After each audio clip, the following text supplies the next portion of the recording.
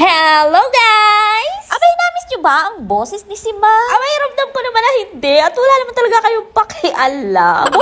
Boryong na nga katatambay sa loob ng bahay itong si Simang. Kaya naman naisipan niyang mag-nature trip at bumisita sa kabundukan. Di ka naman ay nagpaalam ako sa inyo na a-absent muna si Simang at maglalaog doon sa kabundukan. Sobrang excited nga nitong si Simang at wala pang araw ay nag-iintay na ng kasamahan. Abay, nakita nga ako ng mga basher kong tiyahin at ang tanong agad ay saan ang aking lakad. Ika ko yung sasama doon sa mga magtatanim doon sa bundok. Aba ka naman, mantakin nyo ang sabi sa akin, sari-sari ka na Simang, ikay walang magawa sa iyong buhay. Aba ka naman, hindi ko namawarin sa inyo pag ako'y nakaupo-upo lamang, sasabihin nyo sa akin, ako'y patambay-tambay. Ba, gustong ako'y aalis, sasabihin ninyo ako'y walang magawa sa aking buhay.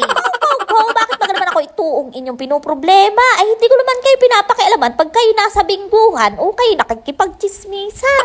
Aray, ahirap ka naman ho, nung ako'y nagkaroon ng asma, at tingin sa akin ang lahat ng tao'y ako'y lalampa-lampa. Sa video na ito, patutunayan ko sa inyo na kering-keri ko ang rumampa. Abay, kita nyo, gahawarin dinadaanan namin ito. Ito ang tinatawag na ilog na pinagbabawalang paglanguyan. Tunay ho dining bawal din ang maligo at lalong-lalo ng bawal ang maglaba. Abay, tunay na napakagaling ninyo pag nagawa niyo iyon, pagkaganing ang tubig ay iga. Abay, nakakatuwa man din dahil nagugulat ang mga taong nakakakita sa akin. Hindi man din sila makapaniwala na magagawi din ang aking pagmumukha. Abay, lagi tanong ano daw ang aking dining ginagawa. Abay, kita nyo naman sa dulas na ring daan. Ako lang daw ay madadapa. Hindi nga. Aba, nakakalimutan nyo ba na ako ay asawa ng mangyan? Abay, basic ang umakyat sa bundok ng hinihingal. Rin si paring Inay manghae. Parang nakakita ng artista. Charot lang guys. Kayo naman di na mabiro. Sabihin nyo naman ang feeling na naman ni Simang. Ano ba naman kasi ang gusto nyong marinig? Gusto nyo ba sabihin ko na habang nagbubuskara ng ilong ko dito, gusto ko na umuwi pababa? Abay pa, chill lang ako guys. Pero kanina ko pang gustong itanong, malayo pa ba? Ay, ayun na nga. Sabi ng aming pator, malapit na.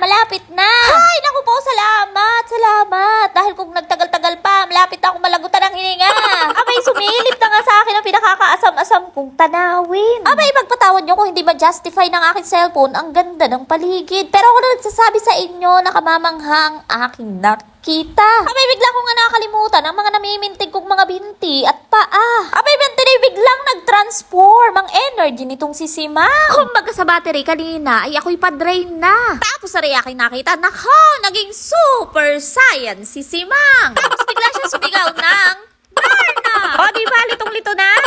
Mga Pilipino nga naman, yung buskar na buskar ang aking ilong dahil sa init na aking nararamdaman. Tapos ang inihayin sa akin ay kape na naman. Hindi ka huuso ang tubig din eh. Abay, joke lang ho guys. Sadya naman ganun ang tradisyon din eh. Ay, kasap kaya akong humigop ng kape bagay garni ang iyong nasa harapan. Ika ko gahoy kasuswerte ng mga tao din eh at araw-araw garni ang kanilang natatanawan.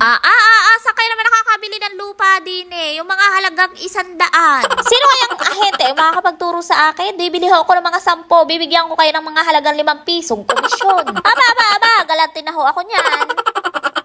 Hay, talaga namang sulit na sulit ang aking pagpunta din eh. Abaga naman ay kung saan sa lugar pa ako nakarating, makahanap lang ng mga garning scenery.